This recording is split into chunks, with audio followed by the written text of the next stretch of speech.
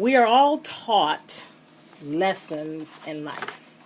We're taught to be honest, to finish what we started, and to eat our vegetables. And unfortunately, we're also taught bad lessons.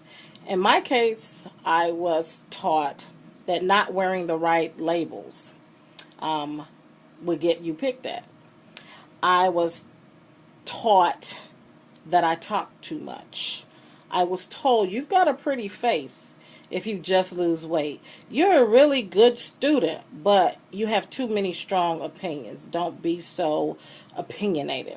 I was taught all of these lessons, and over time, the message that I got over and over and over again was, you're not good enough.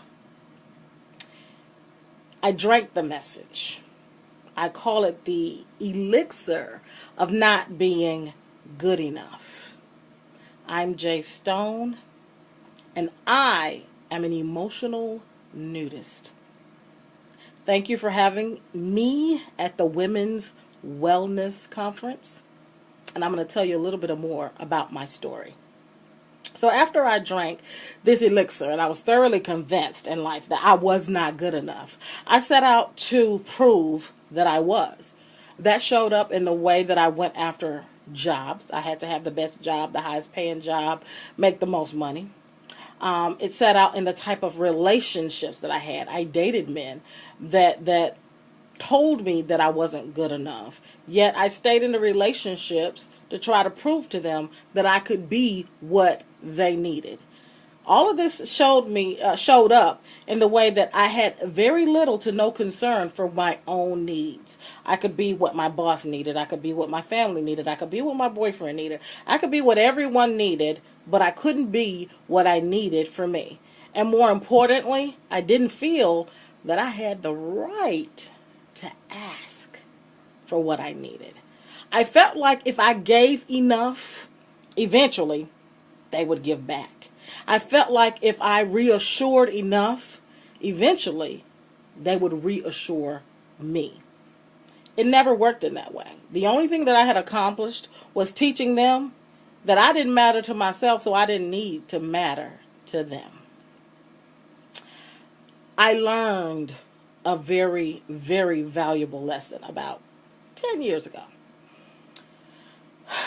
When I decided, and that's the key phrase, I decided that I needed to be, I wanted to be, and I would be different.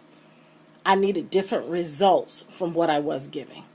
The very first thing I had to do was be completely honest with me. And I think I started with a therapist and a life coach, and I think I was in probably maybe my second or third session. And we were really digging deep, and it got to the point where I said, I guess I really just don't like myself. Bing! It was the first time I verbalized it. It was the first time I knew it. It was the first time that I understood that I did not like me. It was an extremely painful realization, and I think I might have cried for probably 3 days afterwards. Because how can you live day in and day out with a person that you don't even like? Better yet, how can you look in the mirror at that person? And so once I realized that I didn't like myself, I also realized that I didn't like my job. I also realized that I didn't like my boyfriend. I also realized that I didn't like certain members of my family. And me trying to prove to them that I was enough made me like them even less. So I decided to take some responsibility for me. The way that emotional wellness showed up for me was I had to learn to prioritize me first. And that's not hard to do. I'm a black woman raised in the South, and you are taught to be a giver. If you put yourself first, you're considered selfish and self-centered. So the first thing I had to do was figure out how to shift that compass and let go of some of the beliefs that were limiting me.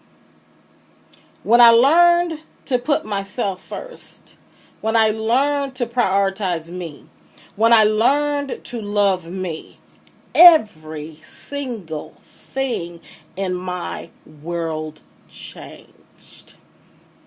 I got a job and clients that I liked. I made money that I didn't know existed. I was introduced to people that I could only dream about meeting. And it was all because I decided to start a process which I call emotional nudity.